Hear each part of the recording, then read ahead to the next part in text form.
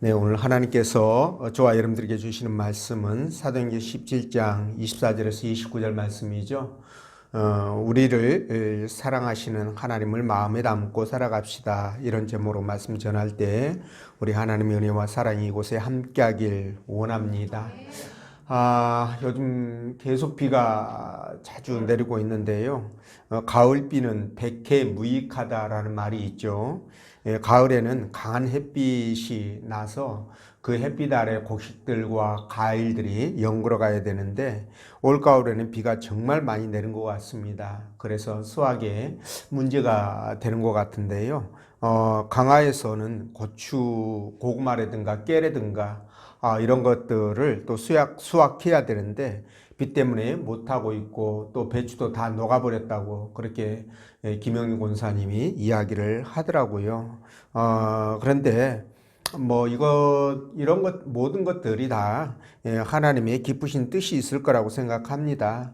다만 우리는 이제 하나님의 뜻을 정확하게 알지 못하다 보니까 여러 가지 또 생각들을 하게 되는데, 그럼에도 불구하고 우리는 하나님을 믿고 그리고 끝까지 어떤 일이 있어도 오직 하나님만 바라보면서 믿음으로 살아가야 될 줄로 믿습니다. 그런 여러분 되시길 바라고요. 오늘 하나님께서는 본문의 말씀을 통해서 다음과 같은 세 가지로 우리에게 은혜를 주셨는데요. 그 첫째가 하나님은 우리를 너무도 사랑하신다는 거죠. 그리고 두 번째는 우리는 날마다 하나님의 은혜를 힘입어 살아가야 된다는 것이고, 세 번째는 우리 삶 속에서 하나님을 마음에 담고 살아가야 된다, 이런 말씀입니다. 그래서 말씀을 따라가면서 하나님이 우리를 사랑하신다는 것과 왜 하나님을 우리 마음의 삶에 새기고 살아가야 되는지 성령께서 들려주시는 하나님의 음성을 듣도록 하겠습니다.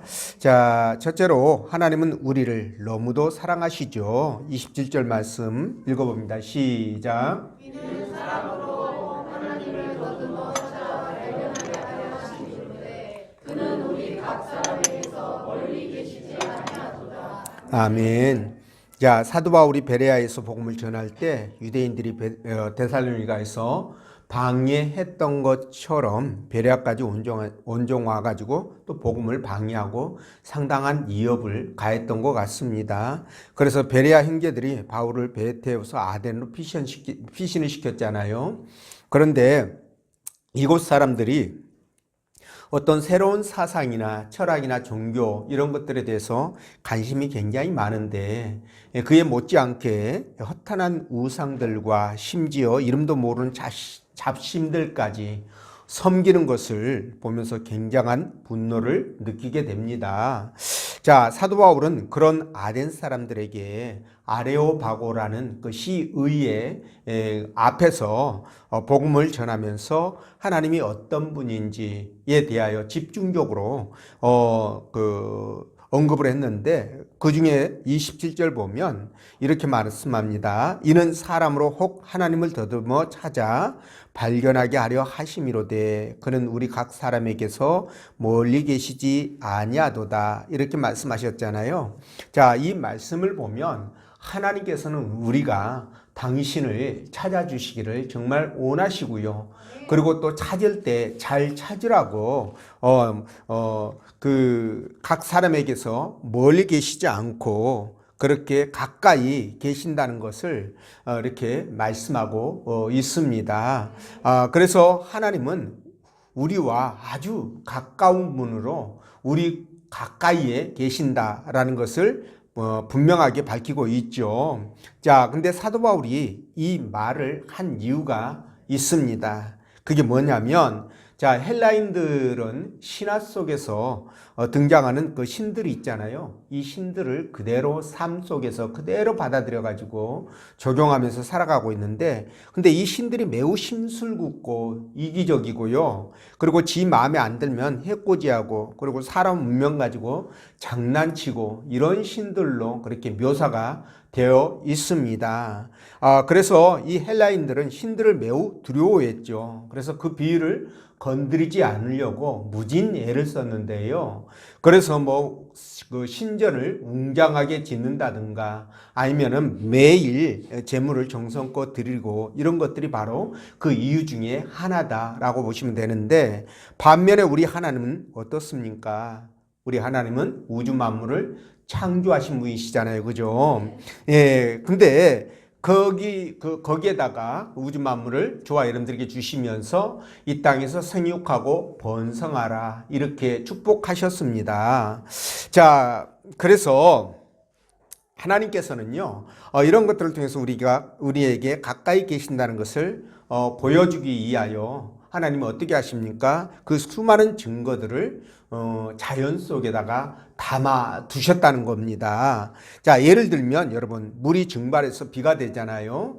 그럼 비가 땅 속에 저장되고 다시 이 물은 다시 증발되어져서 생명체가 유지되게끔 그렇게 하고 있죠. 거기에다가 또 꽃 같은 경우는요, 꽃은 아주 달콤한 꿀을 내죠. 그래서 이제 벌이라든가 나비라든가 뭐 벌레라든가 이런 것들을 끌어들여서 이제 수정을 함으로 말미암아 번식을 이어가게끔, 그것도 생명체를 유지하게끔 이렇게 조치를 취했습니다. 그리고 철새 같은 거 있잖아요. 이 철새는 정확한 시기와 경로를 따라서 말이죠. 진짜 수천 킬로를 정확하게 날아가서 그렇게 월동을 하거나 그렇게 하면서 그들이 움직이는 것, 이런 것들을 보면 이거 하나님께서 그렇게 하시지 아니하시면 불가능하다라는 그런 결론을 내릴 수밖에 없습니다.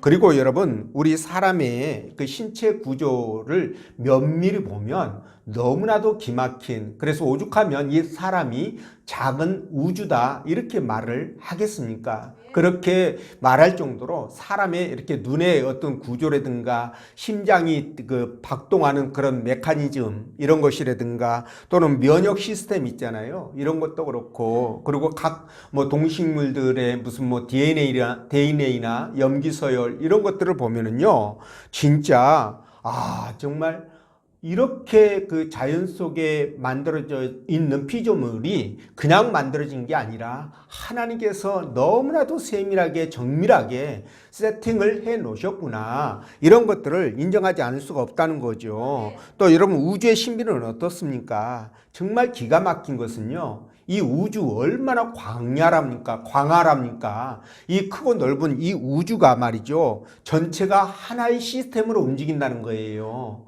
이 우주 움직이는 모든 것들이 하나만이라도 엇박자가 나면 이 우주는 멸망할 수 있습니다. 그런데도 불구하고 정확하게 움직인다는 거예요. 거기에다가 여러분, 태양이나 달이나 사람이 하나로 또 연결돼 가지고 움직이는 거 여러분 알고 계시죠? 그래서 여자들이 한 달에 한 번씩 하는 달거리 있잖아요.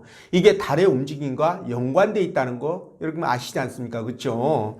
이렇게 자연은 정말 놀라울 만큼 하나님의 그 어떤 섭리들이 거기에 담겨 있다는 거예요. 뿐만 아니라 이 자연 속에는 말이죠, 여러분, 원리나 법칙이라고 불리워지는 이런 그 원칙들이 있지 않습니까? 수많은 원리와 법칙들, 예를 들자면 뭐 열역학 제1, 2, 3 법칙이라든가, 그죠? 거기에다가 또 뉴턴이 발견한 만유인력이라든가, 또 뭐 부력 같은 거, 양력 비행기를 띄우는 뭐 양력이라든가, 뭐 거기에다가 또 오음의 법칙 같은 것도 있잖아요. 대소의 법칙 이런 것들도 있고, 이런 법칙들이 수없이 자연 속에 이렇게 담겨 있는 겁니다.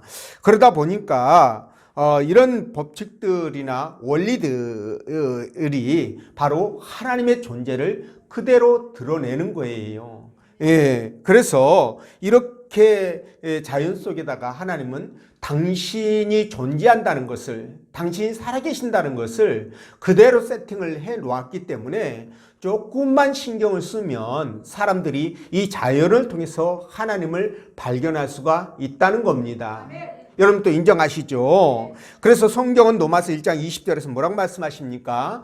창세로부터 그의 보이지 아니하는 것들 곧 그의 영원하신 능력과 신성이 어디에 들어있다고요? 그가 만드신 만물 속에 들어있다라는 거예요. 그래서 그걸 통해서 사람들에게 당신이 살아계심을 알려서 사람들이 나 하나님 모르겠는데 나는 하나님 듣도 보도 못했는데 이런 식으로 변명을 못하도록 그렇게 하셨다라고 말씀을 하시는 겁니다. 자, 그래서 말이죠. 사도 바울은 이런 하나님을 그리스 신화에 등장하는 그런 신들 있지 않습니까? 이 신들과 비교하면서 내가 전하는 이 하나님은 지금 살아계시고 여러분들 가까이에 계신다는 것을 강조하고 있는 것입니다. 이해가 되시죠? 자, 사람들이 조금만 깊게 생각하면 하나님을 자연 속에서 얼마든지 찾을 수 있습니다. 예, 그런데 찾지 않으려고 하니까 못 찾는 거예요. 그래서 하나님이 자연 속에서 하나님을 찾으라고 자연에다가 당신의 어떤 그 메시지를 집어 넣어놨는데 못 찾으니까 나중에 어떻게 하셨습니까? 확실한 계시인 성경을 주시잖아요. 그죠?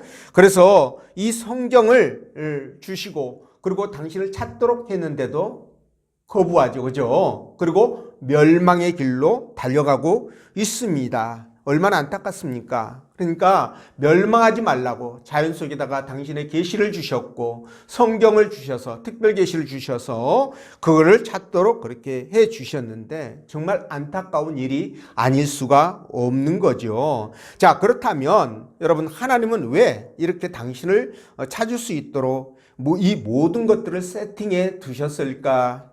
또는 성경을 주셨을까라는 건데 그 이유가 뭘까요, 여러분? 바로 하나님이 저와 여러분들을 사랑하시기 때문이라는 겁니다. 네, 하나님은요 저와 여러분들을 얼마나 사랑하시는지 몰라요. 하나님이 저와 여러분들의 무슨 도움이 필요하겠습니까? 하나님이 저와 여러분들 없으면 존재를 못 하시는 분은 아니잖아요. 그런데도 불구하고 하나님은 그렇게 우리를 찾으시고 또 찾기를 원하시고, 그죠? 예, 그러면서 깊은 교제와 관계를 이어가기를 원하시는 것은 바로 뭡니까? 저와 여러분들에게 그것이 너무나 큰 이익이 되기 때문이에요. 저와 여러분들을 사랑하기 때문에 그런 겁니다. 여러분 자식들이 있잖아요. 우리 자식들 정말 내가 사랑하기 때문에 그 자식을 위해서 모든 걸 희생할 수 있잖아요. 그러니까 이와 똑같은 부분이라고 생각하시면 돼요. 예, 그래서 하나님은 저와 여러분들을 사랑하기 때문에 그렇게 하나님께서 우리를 찾으시려고 그러고 찾기를 원하고 그러시는데 그래서 요한복음 3장 16절 그 유명한 말씀이 여러분 무엇입니까? 하나님께서 세상을 이처럼 사랑하사 독생자를 주셨으니 이는 저를 믿는 자마다 멸망치 않고 뭘 얻게 하게 하십니다. 영생을 얻게 하게 위해서 그렇게 하신다는 거예요. 우리를 사랑하신다는 겁니다. 예, 그러니까 얼마나 정말 하나님께서 저와 여러분들을 사랑하는지 이해가 되시죠? 그런데도 사람들은 이런 하나님을 예민하고 돌아오질 않습니다. 결국 하나님께서는 당신의 독생자 예수 그리스도를 이 땅에 보내셔서 우리의 모든 죄를 그분에게 전가시켜서 그분을 십자가에서 죽이시잖아요. 예, 그래서 우리로 하여금 하나님을 찾게 하고 구원을 얻게 하는 길을 만들어 주신 겁니다. 이게 바로 하나님께서 우리를 얼마나 사랑하시는지를 단적으로 보여준 사건으로 여러분들이 그렇게 보시면 될 것 같은데요. 여러분, 우리는 내 가족을 위해서도 장기 이식을 꺼리는 그런 경우들이 있죠. 예, 제가 아는 분도 신장 이식을 받아야 되는데 자식에게 말을 안 한답니다. 저는 이해를 합니다. 아마도 자식에게 피해를 주지 않으려고 하는 그런 생각 때문에 그러지 않았을까 싶은데요. 근데 자식이 먼저 이식에 대한 이야기를 꺼낸다면 얼마나 좋겠습니까? 그렇죠? 근데 전혀 언급을 안 하는 것 같더라고요. 이렇게 피를 나눈 부모 자식 간에도 장기 이식이 쉽지 않습니다, 여러분. 용기가 필요해요. 예, 피를 나눈 부모 자식인데도. 근데 하나님은 저와 여러분들을 위해서 당신의 하나밖에 없는 독생자를 기꺼이 내주셨고 그를 십자가에 못 박아 죽이셨다는 사실이에요. 예, 그래서 이렇게까지 하신 이유 뭐라고요? 저와 여러분들을 그분이 너무도 사랑하셨기 때문이다 라는 말씀을 드렸습니다. 그래서 말이죠, 하나님은 사람들이 지어낸 이 신화 속의 신들처럼 인간의 운명을 가지고 뭐 장난을 치거나 조종하는 그런 분이 절대 아니라는 거예요. 하나님께서 우주 만물을 통해서 하나님은 당신을 찾을 수 있도록, 희미하게나마 당신을 찾을 수 있도록, 더듬어 찬다고 그렇게 표현했죠. 희미하게나마 당신을 찾을 수 있도록 그렇게 자연 속에다가 당신의 존재를 세팅을 해 두셨고요. 그거 가지고 안 되니까 나중에는 특별 계신 성경까지 우리에게 주셔서 우리를 사랑한다라고 그렇게 메시지를 전해주는 거 아니겠습니까? 그래서 이런 것들을 보면 우리가 하나님 앞에 살아가는 이 자체가 정말 은혜고 감사의 조건이구나 라고 생각하시면서 주님 안에서 하나님과 긴밀한 관계를 맺어갈 수 있도록 여러분들이 힘쓰고 애쓰시기를 주의 이름으로 축원드립니다. 그리고 두 번째는 우리는 날마다 하나님의 은혜를 힘입어서 살아가야 하는데요. 28절 말씀 읽어봅니다. 시작. 우리가 그를 힘입어 살며 기도하며 존재하느니라. 너희 시신은 어떤 사람들의 말과 같이 우리가 그의 소생이라. 아멘. 자, 사도 바울이 아덴 사람들에게 하나님에 대해서 설명하면서 우리가 하나님을 힘입어 살며 기동하며 존재한다 이렇게 말씀하죠. 자, 이 뜻은 말이죠, 하나님께서 우리와 가까이 계시기 때문에 우리가 그분을 힘입어서 살고 있고 또 움직이며 존재한다 이런 얘기를 하시는 겁니다. 자, 하나님은 말이죠, 우리와 함께 하신다는 것을 제가 앞에서 말씀드렸듯이 이 자연 속의 원리와 법칙들을 두셔가지고 그 정하신 대로 1.1획도 오차가 없도록 정확하게 움직이도록 작동하도록 세팅을 해 두셨다고 말씀드렸죠. 자, 그래서 자연은 그대로 움직이는 거예요. 여러분 생각 한번 해보십시오. 만약에 이 지구의 공전이나 자전 그리고 중력이 없다고 한다면 여러분 이거 상상 자체가 안 되는 겁니다. 인류는 일시에 멸망합니다. 전부 다 그대로 죽어버립니다. 자, 이런 거는 너무 어마어마하니까 뭐 그렇다 치고 아까 말씀드린 것처럼 뭐 부력이라든가 뭐 물에 뜨는 힘이죠. 양력이라든가 이렇게 하늘을 뜨게 하는 그런 힘, 이런 것들 우리가 알고 있는 이런 무수한 원리나 법칙들 중에서 어느 것 하나만이라도 문제가 생기면은요 이 걷잡을 수 없는 혼란에 빠지게 됩니다. 여러분도 동의하시죠? 그러니까 멸망의 단계에 들어설 수 있다는 거예요. 그런데 말이죠, 우리 주님 재림하실 때 이 땅의 모든 것들이 다 뒤집어지고 엎어지잖아요. 체질이 변화되잖아요. 저는 이것을 갖다가 어떻게 생각했냐면 하나님께서 자연 속에 내재해 두신 이런 원리나 법칙들을 거두시는 거 아닌가, 바꾸시는 거 아닌가, 이걸로 인해서 지구가 한순간에 그렇게 큰 혼란과 멸망으로 가는 것이 아니냐 이런 생각을 해봅니다. 왜냐하면 여러분 주님이 재림하실 때는요 여러분 이 세상의 원리나 이런 법칙들 전혀 적용받지 않습니다. 그리고 저와 여러분들이 이제 이제 경험하는 일들 있잖아요. 일테면 부활 같은 거. 여러분 수십 년 전, 수천 년 전에 죽은 사람들이 어떻게 그대로 전부 다 형체를 갖춰서 부활하냐는 거예요. 이거는 지금 자연에 있는 모든 원리나 법칙으로 설명이 안 되는 거죠. 휴거도 마찬가지입니다. 살아있는 사람이 변화돼 가지고 하늘로 이끌려 올라가서 하늘에서 공중에서 혼인잔치를 한다. 이거 여러분 일반적인 이 자연의 법칙으로도 도저히 이해가 안 되는 부분이고요. 그리고 여러분 저와 여러분들이 휴거나 부활을 했을 때 우리는 새로운 변화체가 되어져서 이 세상에서 말이죠 시간과 공간의 지배를 받지 않습니다. 내가 원하는 곳에 마음만 먹으면 언제든지 그것이 이루어지는 그런 삶을 사는데 이게 어떻게 자연의 법칙에 영향을 받는 것입니까? 전혀 안 받는 거죠. 그래서 여러분 이런 자연 세계의 법칙이나 원리 이런 것들은 이 땅에 주님이 오시기 전까지만 존재하는 것들이에요. 이해가 되시죠? 자, 그런데 그렇게 존재시킨 이유가 뭐다? 하나님을 그것으로라도 더듬어 찾을 수 있도록 하기 위해서. 그죠? 예, 그렇게 하기 위해서 하나님께서 그렇게 하셨는데 여러분 이런 것들을 보면서 우리는 뭘 느낄 수 있느냐? 아, 이런 자연의 원리나 법칙이 존재하는 것은 하나님께서 그만큼 우리와 가까이 계신다는 메시지잖아요. 멀리 있는 것이 아니라 아주 가까이 계신다는 메시지고, 그래서 우리 뭡니까? 거기에서 하나님이 가까이 계시니까 우리 개개인, 각자 개개인 한 사람 한 사람의 그 인생사에 직접적으로 개입하신다는 증거이기도 하는 거예요. 이해가 되시죠?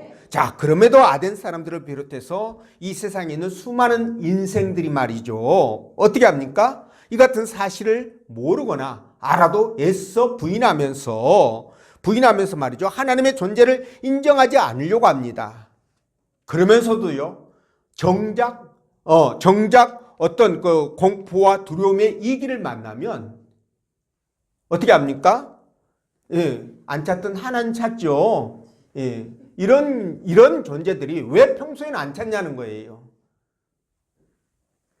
자, 어쨌든 사도 바울이 아덴 사람들에게 하나님의 존재와 그분이 우리와 함께 하신다는 것을 설명하면서 너희 시인 중 어떤 사람들의 말과 같이 우리가 그의 소생이라 이런 말을 하시잖아요.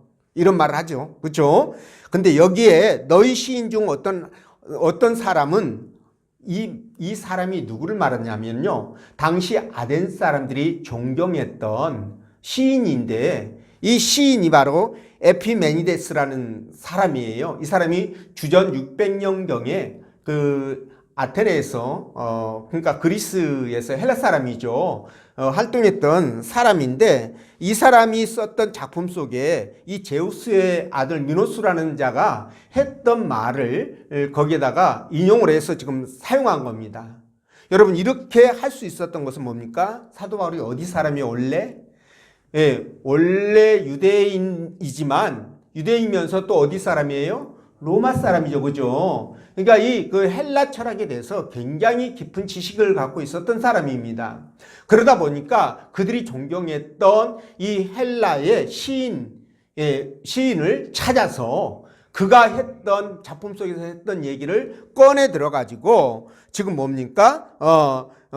우리가 그의 소생이라 이런 얘기를 하는 거예요. 물론 여기서 말하는 그의 소생과 사도 바울이 말하는 그의 소생은 의미가 다르죠. 이 사람이 시인이 말했던 것은 신의 소생을 얘기하는 것이고 사도 바울은 하나님의 소생을 얘기하는 겁니다. 이런 차이점이 있기는 하지만 어쨌든 그런 증거들을 제시하면서 지금 뭡니까? 인간은 하나님의 자녀로서 그를 떠나서는 살아갈 수가 없다. 이 부분을 지금 강조하고 있는 거예요.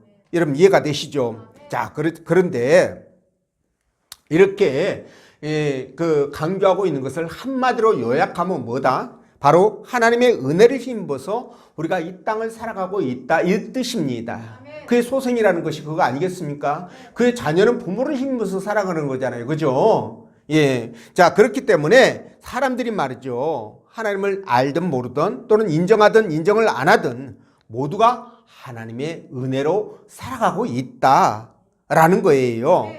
그래서 그 은혜가 뭡니까? 이 자연 속의 원리나 법칙이 바로 그걸 증명하는 것이고 또 햇빛과 공기나 물이나 불 같은 거 있잖아요. 예, 그렇고 또 우리가 양식을 얻을 수 있는 땅, 그걸 경작할 수 있는 모든 조건과 환경을 만들어 주시는 것, 이런 것들이 다 하나님의 하나님을 힘입어서 살아가고 있는 증거가 되는 것입니다. 여러분, 하나님은 세상 만물의 창조자고 만물의 주관자시죠. 그래서 그분은 생명과 호흡, 만물을 주관하시고 이런 것들이 그분에게서 나왔어요. 25절에 그 말씀을 기록하고 있지 않습니까? 그리고 하나님은 만물과 역사, 세상의 역사를 당신의 뜻대로 주관하시고 이끌어 가시는 그런 분이십니다.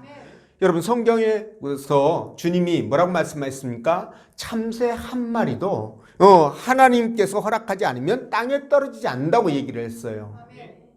기억나시죠? 이걸 바꿔 말하면 뭡니까? 참새들이 땅에 떨어지지 않고 잘 날아다니는 것은 뭐다? 하나님이 그들을 지키시고 보호하시기 때문이다. 이걸 다른 말로 바꾸면 뭘까요? 참새가 하나님의 힘입어서 이렇게 하늘을 잘 날아다닌다. 이 말 아니겠습니까? 그렇습니다, 여러분. 그래서 이런 원리로 저와 여러분들이 생각한다면 우리 또한 이 땅에서 여러분들이 정말 건강하게, 그렇죠? 예, 그 나이가 되도록 살아올 수 있었던 것은 뭡니까? 하나님을 힘입어서 하나님이 은혜를 베풀어 주셔서 그게 가능했구나라는 것을 여러분들이 깊이 깨달았으면 좋겠습니다. 자, 그래서 하나님은 말이죠. 이 세상의 모든 것이 움직이도록 또 보존되도록 그분이 은혜로 그것을 관리하고 섭리하고 계신다는 사실입니다. 그래서 하나님께서 매 순간 우리에게 호흡을 주셨기 때문에 우리가 호흡을 하면서 생명을 이어가고 있고요. 또 때를 따라 늦은 비와 이른 비를 주셔서 농작물을 경작할 수 있게끔 그렇게 해주신 거잖아요. 그죠? 그래서 우리는 이 땅을 그런 것들로 인해서 살아갈 수 있는 겁니다. 네, 이런 거 생각하면 얼마나 감사합니까? 그래서 어느 한순간도 하나님의 은혜와 사랑이 미치지 않는 곳은 단 한 곳도 없다는 사실이에요. 예, 우리가 이것을 깊이 깨달았으면 좋겠습니다. 숨을 쉬고 태양을 이렇게 쪼이면서, 그죠? 또 비가 내리는 것들을 보면서 우리는 그 속에서 하나님을 발견할 수 있어야 된다라는 거죠. 그래야 그를 힘입어서, 하나님을 힘입어서 우리가 힘차게 살아갈 수 있는 겁니다. 그런 여러분 되시기를 바라고요. 자, 세 번째, 삶 속에서 우리 하나님을 마음에 담고 살아야 된다라는 건데, 자, 29절 말씀 읽어봅니다. 시작.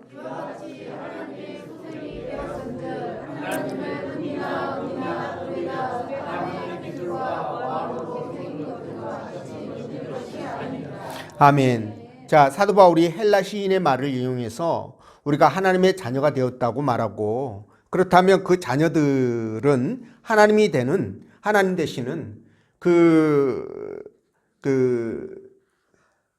하나님 되시는 그분의 형상이 있잖아요. 이 형상을 금이나 은이나 또는 돌에다가 사람의 재주로 새기지 말고 만들지 말라, 이렇게 지금 말씀을 하시는 거예요.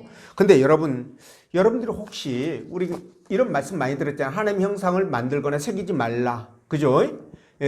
십계명에도 나오지 않습니까? 그렇죠? 근데 여러분, 왜 하나님께서는 당신의 형상을 만들거나 새기지 말라고 그렇게 말씀을 하셨을까라는 부분에 대해서 여러분 생각을 해보시는지 모르겠습니다.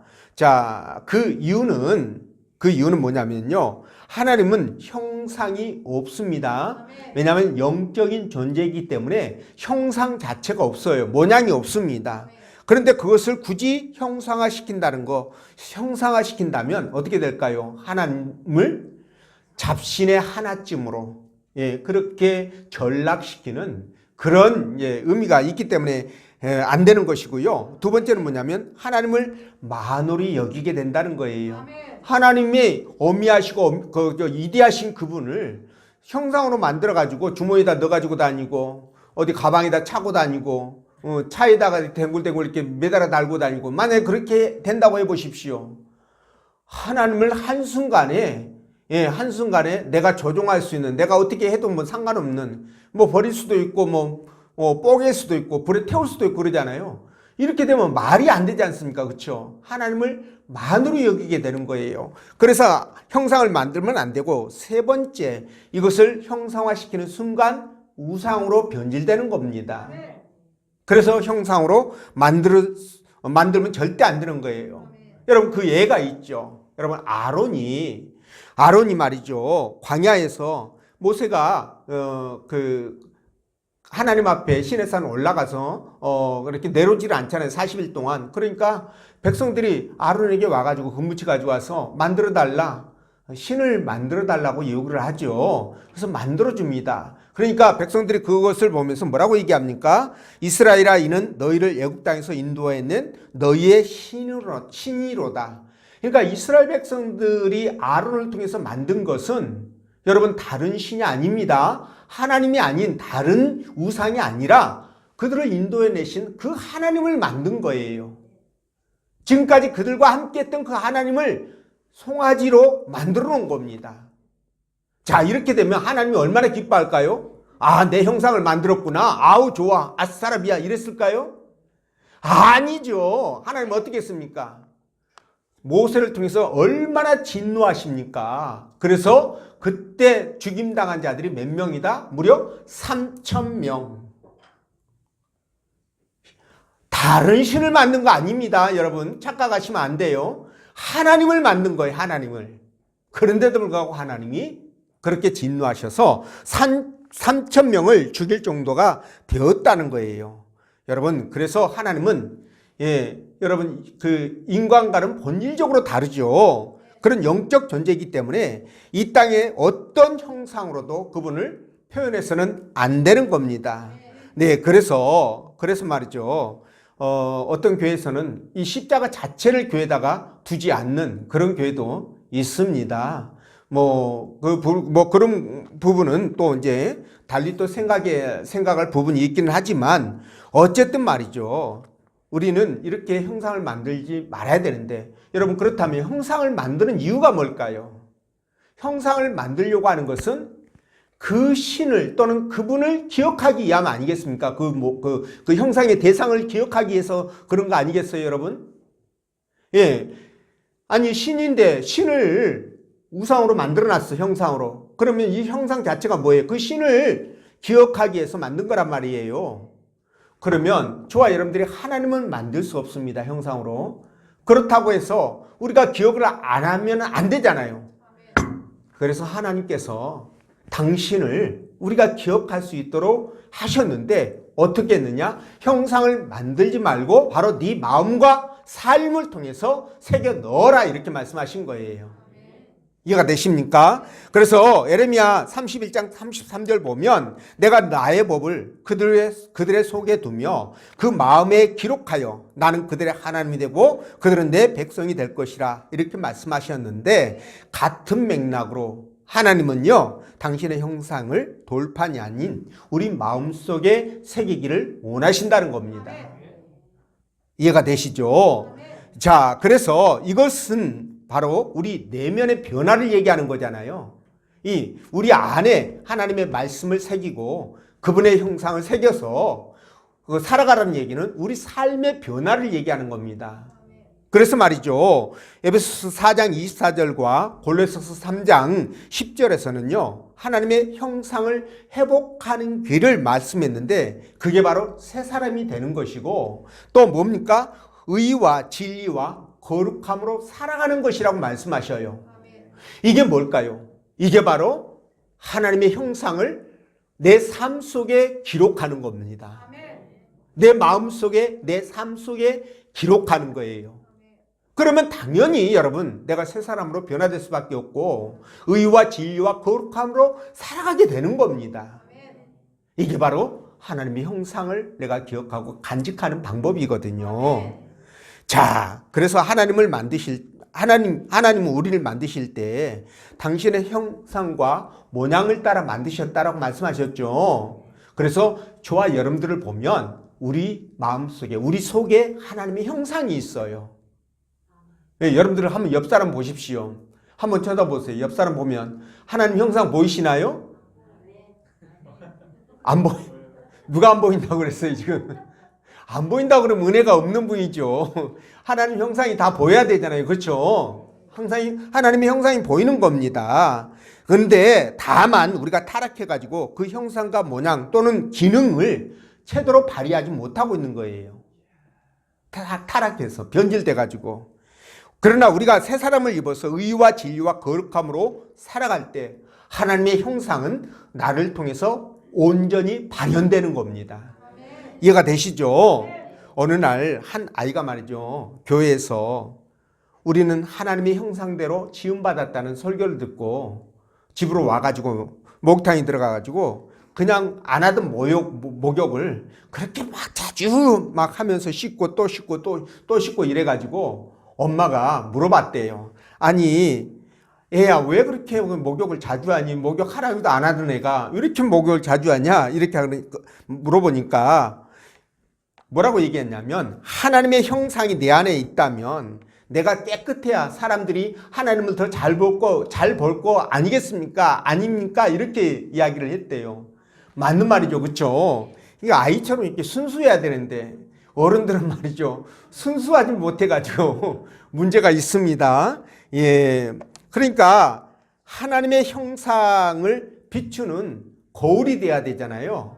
예, 우리가 그 말 뜻입니다. 예. 근데 그렇게 하지 못하는 이유가 뭘까요? 우리가 욕심과 죄 때문이고 이기적인 마음, 또 교만한 것들, 이런 부패한 마음들이 우리 안에 있기 때문에 그냥 흐트러져 가지고 우리가 흐트러져서 하나님의 형상이 발현되지 못하는 거예요. 그러니까 다른 사람들이 나를 보면서 하나님을 못 느끼는 거죠. 여러분들이 직장이나 다른 데 가가지고 사람들 만나잖아요. 그런 사람들이 딱 보면서 어머, 하나님 같으셔요. 하나님을 보는 것 같아요. 예수님을 보는 것 같아요. 그러면 장땡이죠. 그죠? 왔다죠. 그런데 딱 보면서 어머, 강도 같아요. 사기꾼 같아요. 이러면 어떻게 될까요? 하나님 형상 전혀 없는 겁니다. 이거 성질 내는 거 보니까 나랑 똑같네. 이러면 하나님 형상 없는 거예요. 예, 그래서 저와 여러분들이 이렇게 하나님의 형상을 마음에 새겨야 우리가 주님을 닮아갈 수 있어요. 새 사람이 될 수 있는 겁니다. 그래서 의와 진리와 거룩함으로 거듭나게 되는 겁니다. 이게 드러나게 돼요, 삶 속에서. 예, 그럴 때 여러분 어떻게 됩니까? 우리는 진정 하나님의 나라의 백성으로, 그죠? 하나님이 기뻐하는 삶, 하나님이 사랑하는 사람답게 살아갈 수 있는 겁니다. 그런 여러분 되시기를 주의 이름으로 축원드립니다. 기도합니다.